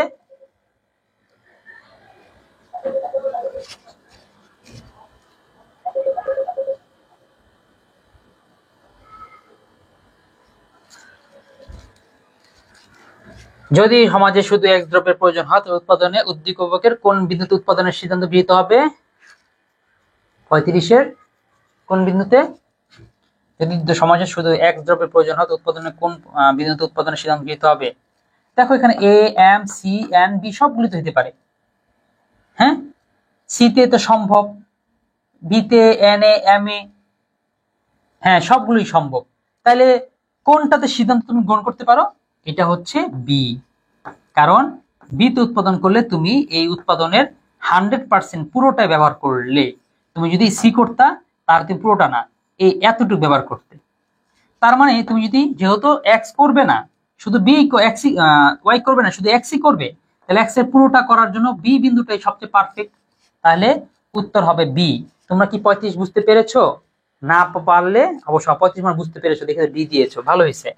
36, উদ্দীপকের ই বিন্দু কি নির্দেশ করে? ইউ যে বিন্দুটা দেখতেছো, এই যে ইউ বিন্দুটা, এটা কি নির্দেশ করে? 36 উত্তর দিয়েছো, 36 দিয়ে ফেলেছো। হ্যাঁ, এটা স্বল্প উৎপাদন ও উপকরণের অপূর্ণ ব্যবহার নিয়োগ দেখায় যে আসলে এটা উৎপাদন কম হয়েছে এবং সব সম্পদ ব্যবহার করা হয়নি, বরং সম্পদের অপচয় হয়েছে। 36 এটাই বুঝায়। তারপরে আমরা এগুলো সবটাই দেখো এক একটা ক্যাটাগরি, একটা পারলে একটা পারবে এরকম না, একটা নাও পারতে পারি, জন্য সবটাই করতে হবে। উদ্দীপকের 36 ও 37 নং প্রশ্নের উত্তর দাও। 36 নং প্রশ্নের উত্তরটা না, সরি, উদ্দীপকের 36 নং, না 37 নং হবে। 37 নং প্রশ্ন দাও। এক্স দ্রব্যের উৎপাদন শূন্য হলে ওয়াই দ্রব্যের উৎপাদন কত? এক্স দ্রব্যের উৎপাদন যদি শূন্য হয়, এক্স এর উৎপাদন যদি শূন্য হয়, তাহলে ওয়াই দ্রব্যের উৎপাদন কত? আচ্ছা, ওয়াই দ্রব্যের উৎপাদন হবে হচ্ছে এটা 0 থেকে, হ্যাঁ 0 থেকে কিংবা ও থেকে এ পর্যন্ত, এই যেটা 0a। তার মানে যদি এক্স দ্রব্য উৎপাদন শূন্য, অর্থাৎ এই জায়গায় আমি উৎপাদন কিচ্ছু করব না, তাহলে আমি এইখানের এতটুকু উৎপাদন করছি, এটাই প্রমাণ হয়। 0 থেকে এ পর্যন্ত। 37, 37-এর ডি দিয়েছো, পারো তাহলে 38।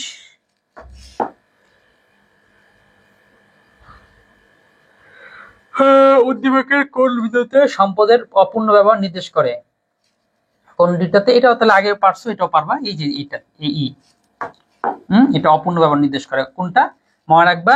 যেটাই ভিতরে সেটা অপূর্ণ ব্যবহার, যেটা বাইরে সেটা পূর্ণ ব্যবহার, সরি অপচয় ব্যবহার বা অসম্ভব ব্যবহার, আর ভিতরে উপরে সেটা হচ্ছে সম্ভাব্য ব্যবহার। ঠিক আছে, এখানে এক পৃষ্ঠা যা আছে সবই এই ধরনেরই, এটা ওটা ওই দুটা পারলে এগুলো পারবা। আমরা এখন যাব হচ্ছে আরেকটা টপিকে, 3 নম্বর টপিক, অর্থনৈতিক ব্যবস্থা সমূহে অর্থনৈতিক সমস্যার সমাধান। এই টপিকটা শেষ করবো আমরা। এরকম করে প্রতিটা টপিকটাই পড়লে তোমার মনে করো তখন নিজের কাছে ফিল হবে না আলহামদুলিল্লাহ আমি প্রতিটা টপিকে ধরেছি, প্রতিটা টপিকে পেরেছি। কিছু পড়াবো কিছু পড়াবো না এমনটা আসলে করব না। তোমার কেউ না থাকলেও আমি এটা পড়ায় যাব, কারণ এটা মূল উদ্দেশ্যই হচ্ছে একটা কোর্স কমপ্লিট করা। পৃথিবীতে বর্তমান কত প্রকার অর্থ ব্যবস্থা বিদ্যমান রয়েছে? কত প্রকার? কত প্রকার? 4 প্রকার। এখানে আপনি দেন কেন, ভুল আছে, 4 প্রকার। উত্তর গ হবে। পৃথিবীতে মোট কত প্রকার অর্থ ব্যবস্থা বিদ্যমান? 4 প্রকার অর্থ ব্যবস্থা বিদ্যমান। কি? ধনতান্ত্রিক, সমাজতান্ত্রিক, মিশ্র, আর হচ্ছে কি এই মিশ্র পরে একটা কি, আর একটা হচ্ছে ইসলামী। 63 4 ধরনের অর্থনৈতিক ব্যবস্থা নিচের কোন বিষয় সাদৃশ্য রয়েছে? সম্পদের মালিকানা, সম্পদের কাম্য ব্যবহার, দাম প্রক্রিয়া, শ্রমিকের অবস্থান। 4 ধরনের অর্থব্যবস্থার নিচে কোন বিষয় সাদৃশ্য দেখা যায়? সম্পদের কাম্য ব্যবহার, অর্থাৎ সবারই মূল উদ্দেশ্য থাকে আমাদের অভাবটা দূর করতে হবে, সম্পদটাকে যথাযথ ব্যবহার করতে হবে। ধনতান্ত্রিক অর্থ ব্যবস্থায় ধনতান্ত্রিক অর্থ ব্যবস্থায় উৎপাদনের মূল লক্ষ্য কি? ধনতান্ত্রিক অর্থব্যবস্থা উৎপাদনের মূল লক্ষ্য হচ্ছে সুষম উন্নয়ন, সর্বোচ্চ মুনাফা অর্জন, সামাজিক নিরাপত্তা, চাহিদার উপর নিয়ন্ত্রণ, অর্থাৎ সর্বোচ্চ মুনাফা অর্জন করা। ধনতান্ত্রিকের উদ্দেশ্য হচ্ছে খালি লাভ আর লাভ, সবচেয়ে বেশি লাভ, সবচেয়ে বেশি লাভ। 6 প্রকার 62, আচ্ছা 4 প্রকার, ওকে ওকে 62 আছে, 65 এক। অবাধ প্রতিযোগিতা কোন অর্থব্যবস্থা বৈশিষ্ট্য? অবাধ প্রতিযোগিতা, অর্থাৎ সবাই সবার সাথে প্রতিযোগিতা করতেছে, কে কারে মাইরা ধইরা খুন করে হলেও কি করতে হবে, সম্পদ আর সম্পদ বানাইতে হবে। এটা হচ্ছে ধনতান্ত্রিক অর্থ ব্যবস্থায়। 66 ধনতান্ত্রিক অর্থ ব্যবস্থার বৈশিষ্ট্য কোনটা? সামাজিক কল্যাণ, কেন্দ্রীয় পরিকল্পনা, মুনাফা সর্বোচ্চকরণ, উৎপাদন উপকরণের রাষ্ট্রীয় মালিকানা। তাহলে ধনতান্ত্রিক অর্থ ব্যবস্থার বৈশিষ্ট্য কোনটা? ধনতান্ত্রিক বৈশিষ্ট্য হচ্ছে মুনাফার সর্বোচ্চকরণ। মুনাফাকে কি করতে হবে? সবচেয়ে বেশি মুনাফা অর্জন করতে হবে।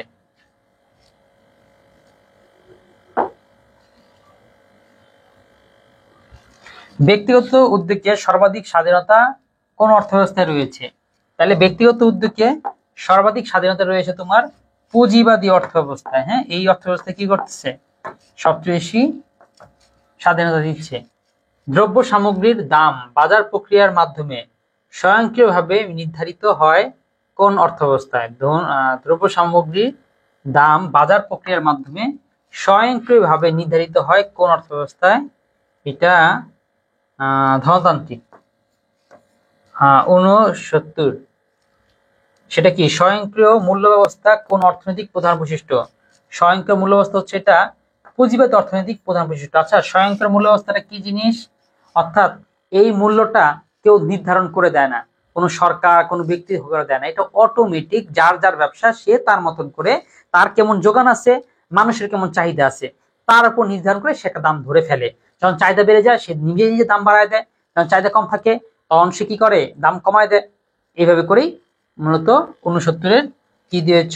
বি হয়েছে, বি।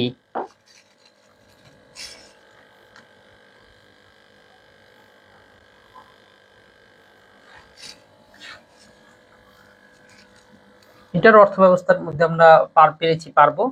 বাকি আমরা কিছু বহুপদী পড়ি, তাহলে আমাদেরও কমপ্লিট হয়ে যাবে। হ্যাঁ, নির্দেশমূলক অর্থ ব্যবস্থার বৈশিষ্ট্য কি? নির্দেশমূলক অর্থ ব্যবস্থা বুঝতে পেরেছ? ধনতান্ত্রিকের পরে আসছে নির্দেশমূলক।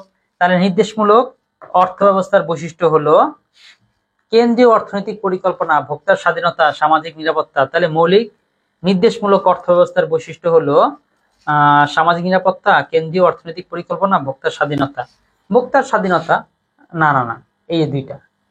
নির্দেশমূলক কিন্তু সমাজতন্ত্র, কিন্তু চিনতে পেরেছে সমাজতন্ত্র কোনটা? যে অর্থ ব্যবস্থা কি একটা কেন্দ্রের দ্বারা নিয়ন্ত্রিত হয়, সরকারি ভাবে না।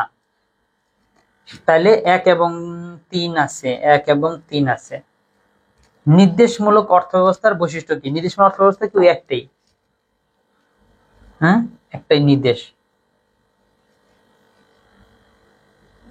সামাজিক নিরাপত্তা। নির্দেশমূলক অর্থ ব্যবস্থার বৈশিষ্ট্য হলো অবাধ প্রতিযোগিতা, সম্পদের রাষ্ট্রীয় মালিকানা, কেন্দ্রীয় পরিকল্পনা। নির্দেশমূলকে যদি অবাধ প্রতিযোগিতা নাই, নির্দেশমূলকে কোনো প্রতিযোগিতাই নেই, কারণ মানুষ জানে কষ্ট বেশি করো আর কম করো সব তোমাকে সরকার দিবে। তাহলে এখানে হচ্ছে 2 এবং 3। আর তোমার সম্পদ বেশি হয়ে গেলে সেটা সরকার নিয়ে যাবে, অর্থাৎ সেখানে সব মানুষ একরকম থাকবে। নির্দেশমূলক অর্থনীতিতে দ্রব্যের দাম নির্ধারণে ভূমিকা রাখে নির্দেশমূলক অর্থনীতিতে দ্রব্যের দাম নির্ধারণে ভূমিকা রাখে কে? দ্রব্যের দাম নির্ধারণে ভূমিকা রাখে উৎপাদক, চাহিদা যোগান, রাষ্ট্র। তাহলে নির্দেশমূলক অর্থনীতিতে দ্রব্যের দাম নির্ধারণে ভূমিকা রাখে, দ্রব্যের দাম নির্ধারণে ভূমিকা রাখে হচ্ছে উৎপাদন, চাহিদা যোগান, রাষ্ট্র। না, রাষ্ট্র ও নির্দেশমূলকে, নির্দেশমূলকে উৎপাদন, চাহিদা যোগানটা বেশিটা ফ্যাক্ট করে না, উৎপাদন আর রাষ্ট্র এই দুইটাই হবে। কিংবা যত এখানে 1 এবং 3 নাই তাহলে এটাকেও নিতে হবে। তার মানে নির্দেশমূলক যেটা সেটাও এক ধরনের কি পুঁজিবাদীর মতন করেই কাজ করে, পুঁজিবাদের মতন করেই সেও চাহিদা এবং যোগানের উপর দাম নির্ধারিত হয়। নির্দেশমূলক অর্থনীতিতে শ্রেণী শোষণ অনুপস্থিত, উপকরণে ব্যক্তি মালিকানা, কেন্দ্রীয় পরিকল্পনা অনুসরণ। তাহলে এটা কি হবে? নির্দেশ অর্থনীতিতে শ্রেণী শোষণ অনুপস্থিত, হ্যাঁ অবশ্যই, সবাইকে যাতে সমান করে দেওয়া হয়, তাহলে সুতরাং শ্রেণী বৈষম্য নাই, কারো হানাহানি নাই, কারো অপ্রাপ্তি নেই। তারপর হচ্ছে উপকরণের ব্যক্তি মালিকানা, কেন্দ্রীয় পরিকল্পনা, কেন্দ্রীয় পরিকল্পনা তো হবে, হ্যাঁ কেন্দ্রভাবেই সরকারিভাবে নির্দেশ দেওয়া হয় বলে তার নাম কি নির্দেশমূলক অর্থ ব্যবস্থা। তাহলে 3 এবং 1, 3 এবং হচ্ছে 1 উপকরণের ব্যক্তি মালিকানা, না এটা কোনো ব্যক্তি মালিকানা স্বীকার করে না। মিশ্র অর্থ ব্যবস্থার বৈশিষ্ট্য নয়, মুনাফার অনুপস্থিত, ভোক্তার স্বাধীনতা, রাষ্ট্রের পূর্ণ নিয়ন্ত্রণ, এটাই শুধু বাদ হবে। রাষ্ট্রের কোনো নিয়ন্ত্রণ থাকে না মিশ্র অর্থ ব্যবস্থায়, পূর্ণ নিয়ন্ত্রণ না, আংশিক নিয়ন্ত্রণ থাকতে পারে। ভোক্তার স্বাধীনতা আছে, মুনাফা অনুপস্থিত, না মুনাফা কিছু করে। উদ্দীপক অনুসারে নেহালের দেশে কোন ধরনের অর্থব্যবস্থা বিদ্যমান? উদ্দীপকের অনুসারে নেহালের দেশে কোন ধরনের অর্থব্যবস্থা বিদ্যমান? কোন ধরনের তার দেশে, নেহালের দেশে কোন ধরনের অর্থব্যবস্থা বিদ্যমান?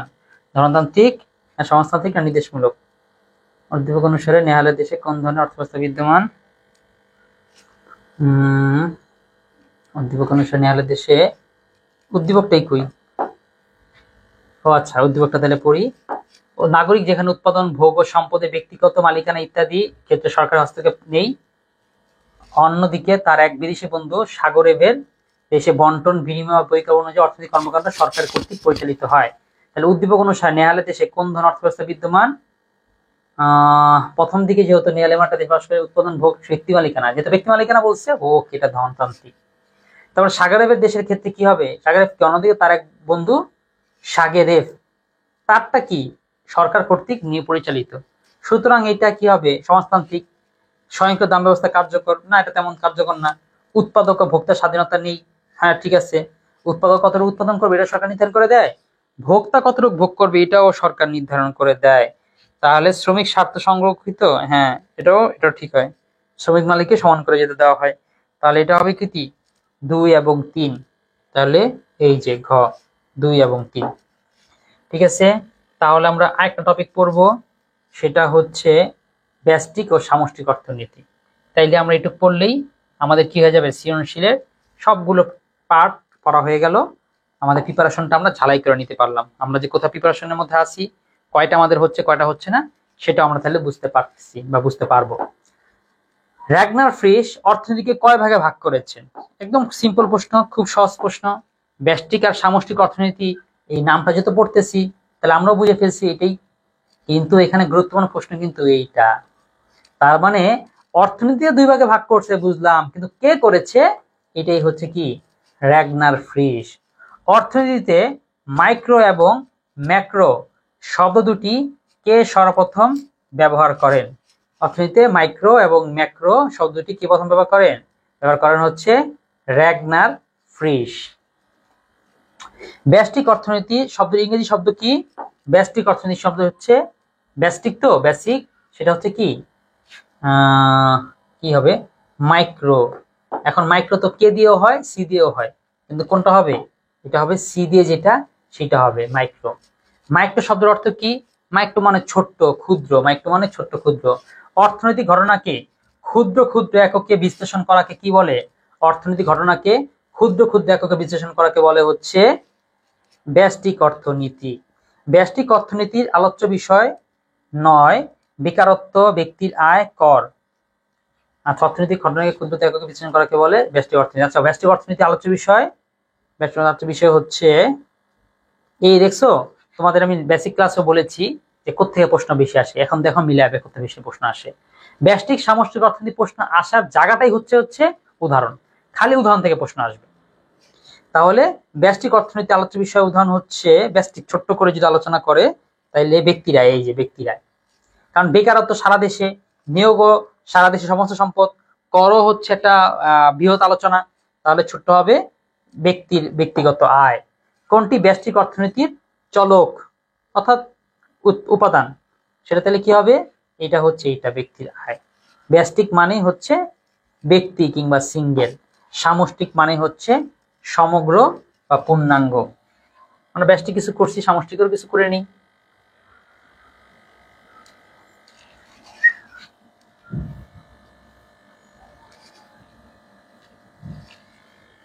নিচের কোনটি দেশের অর্থনীতির আংশিক চিত্র তুলে ধরে? কোনটা অর্থনীতির আংশিক চিত্র তুলে ধরে? নিচের কোনটি দেশের অর্থনীতির আংশিক চিত্র তুলে ধরে? কোনটা? ব্যষ্টিক অর্থনীতি, সামষ্টিক অর্থনীতি, আন্তর্জাতিক অর্থনীতি, উন্নয়ন অর্থনীতি। নিচের কোনটি একটি দেশের অর্থনীতির আংশিক চিত্র তুলে ধরে? কোনটা একটি, নিচের কোনটি একটি দেশের অর্থনীতির আংশিক চিত্র তুলে ধরে? আংশিক চিত্র তুলে ধরে সামষ্টিক অর্থনীতি, অর্থাৎ এটা দেশের, আচ্ছা সামষ্টিকও না, আংশিক যদি বলছে তাহলে ব্যষ্টিকই হবে। সামষ্টিক শব্দটি ইংরেজি প্রতিশব্দ ম্যাক্রো, কোন শব্দ? এটা হচ্ছে ম্যাক্রোস, এই যে এখান থেকে ডাবল এস এর এটা হবে না, বা ম্যাক্রো না, ম্যাক্রোসও না, ম্যাক্রোস। কোনটিতে একটি দেশের অর্থনীতি সামগ্রিক চিত্র পাওয়া যায়? কোনটাতে? সামষ্টিক অর্থনীতিতে সামগ্রিক চিত্র। তার মানে এটা মনে রাখা সহজ, ব্যষ্টিক ব্যক্তি, সামষ্টিক সামগ্রিক। সামষ্টিক, আসলে সামষ্টিক সামগ্রিক না বলে তুমি বলো সমষ্টিক, অর্থাৎ এক সমষ্টি মানে তো মোট, এটা তো আমরা জানি, সেই হিসাবে মনে রাখতে পারি। সমষ্টি অর্থনীতি আলোচ্য বিষয় কোনটা? সমষ্টি অর্থনীতি আলোচ্য বিষয় হচ্ছে ব্যক্তিগত আয়, নো। ভোক্তার আচরণ বিশ্লেষণ, নো। দ্রব্যের দাম, এটাও না। উৎপাদন, কারণ এই উৎপাদনটা সামগ্রিকভাবে সকলের জন্যই করা হয়।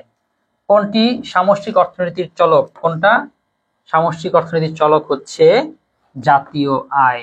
সামষ্টিক অর্থনীতি আলোচ্য বিষয় হলো জাতীয় আয়, সুদের হার, ফার্মের মুনাফা। না, সুদের হার হতে পারে, ফার্মের মুনাফা জাতীয় আয়ের মধ্যে কাউন্টেবল না।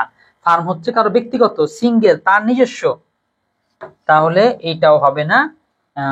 তাইলে 1 এবং 2 হবে, অর্থাৎ ক হবে 1 এবং 2। সামষ্টিক অর্থনীতি আলোচ্য বিষয় হলো চাহিদা তত্ত্ব, নিয়োগ তত্ত্ব, ভোগ অপেক্ষক তত্ত্ব। সামষ্টিকের মধ্যে এই ভোগ অপেক্ষক তত্ত্ব তো হবেই, সমগ্র দেশের ভোগ, তাহলে সবগুলোই ঠিক আছে। নিয়োগ চাহিদা তত্ত্ব, যদিও চাহিদাটা ব্যষ্টিকের মধ্যে আসে, 98 পর্যন্ত দিচ্ছ, বাকি আর দাওনি। যাক, ফারাক অসংখ্য ধন্যবাদ, শেষ পর্যন্ত ছিলা, আগেও থাকতা। আমাদের আলোচনা আমি এই পর্যন্ত করলাম, আর খুব বেশি করলাম না। শেষও তাই বটে, শেষও তোমাদের প্রতিটা ক্লাস শেষের এরকম লাস্ট একটা শখ আছে, শখ দিয়েছে এই জন্যই তুমি যাতে ডিটেক্ট করতে পারো তোমার পড়াশোনা বা প্রিপারেশন কোন জায়গায় আছে। অর্থাৎ তুমি রেকর্ড ক্লাস করেছো, বেসিক ক্লিয়ার, জ্ঞানমূলক কি মুখস্থ হয়েছে, অনুধাবনগুলো কি সব বুঝো, হোমওয়ার্ক কি করে শিক্ষককে দেখিয়েছো, তোমার নাম্বার কত পাচ্ছ, লাইভ প্র্যাকটিস করছো, এবার এমসিকিউ পরীক্ষা দাও, দিয়ে নিজে যাচাই করো। ঠিক আছে, আগামীকালকে আমরা কি পড়বো? ঠিক এই 8:30 বাজে আসবো। কালকে ক্লাসটি একটু কম ছোট হবে, কারণ কালকে হচ্ছে আমরা শুধুমাত্র এই টপিকের জ্ঞানমূলক গুলো পড়ে থাকবো। তার মানে প্রতি সপ্তাহে এভাবে করে ক্লাস হবে, যেই ক্লাসে এমসিকিউ ধরবো সব এমসিকিউ শেষ করে ফেলবো, যে ক্লাসে জ্ঞানমূলক ধরবো সেই মাসে ক্লাসে শুধুমাত্র জ্ঞানমূলক পড়বো। তাহলে কি বলার আর রইলো, তাহলে আগামীকালকে তোমার নিজেরা একটু জ্ঞানমূলক প্রিপারেশন নিয়ে নিবা। যদি এই যে লাইফটা চলতেছে, এই যে একটা ফ্রি লাইফ হচ্ছে বা ফ্রি কোর্স লঞ্চ হলো, তুমি এটার সাথে সাথে মিলে কি করো, তোমার প্রিপারেশন গুলো নিতে থাকো। ঠিক আছে, আর তো কার বিদায় জানার কিছু নাই। ফারাক অসংখ্য ধন্যবাদ, আল্লাহ হাফেজ, আসসালামু আলাইকুম।